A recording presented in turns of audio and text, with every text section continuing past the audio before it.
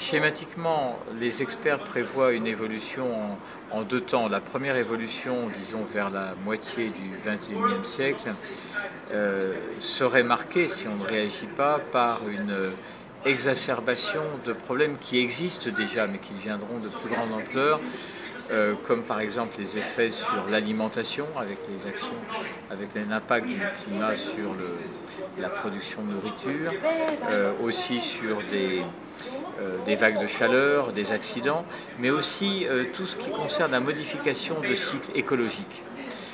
Tout ce qui concerne la modification des interactions entre un pathogène, un virus, une bactérie, un vecteur et son hôte, c'est-à-dire l'homme.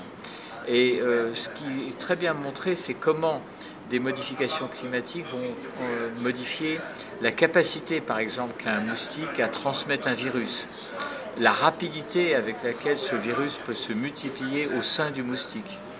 Le fait également que les modifications climatiques vont conduire à des changements de distribution géographique de certains moustiques. Ça, on l'a déjà vu avec ce qu'on appelle par exemple le moustique tigre, qui véhicule en particulier le virus de chikungunya, et sa diffusion à partir de l'Asie dans plusieurs pays d'Europe maintenant, dont la France, et en Amérique du Nord, est un bon exemple de comment les changements climatiques agissent directement sur l'organisme et indirectement par rapport à ces cycles écologiques.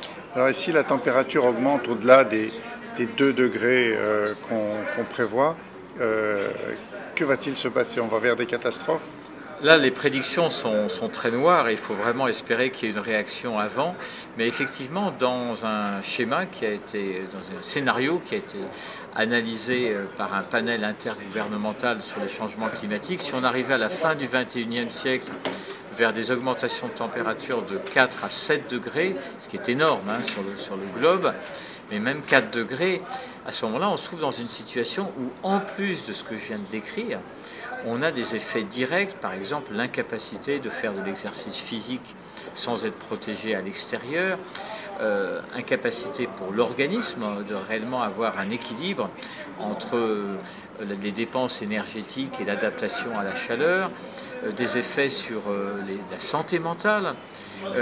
Donc vraiment, là, on arrive à des effets extrêmement sévères, extrêmement directs. Donc on va essayer d'éviter que la température n'augmente trop. Je crois que tout le monde prend conscience que c'est réellement vital et qu'on a le couteau dans le dos en fait. Donc il y a d'énormes difficultés, nos diplomates le savent, tout le monde travaille là-dessus. Je pense qu'un institut comme l'Institut Pasteur peut jouer un rôle très important, en particulier par le réseau international des instituts Pasteur. Nous avons 32 instituts dans 25 pays et nous avons une prise directe avec l'analyse de ces phénomènes. Et je pense que nous pouvons donner des informations absolument capitales dans les années qui viennent sur les évolutions de ce problème qui est vraiment majeur.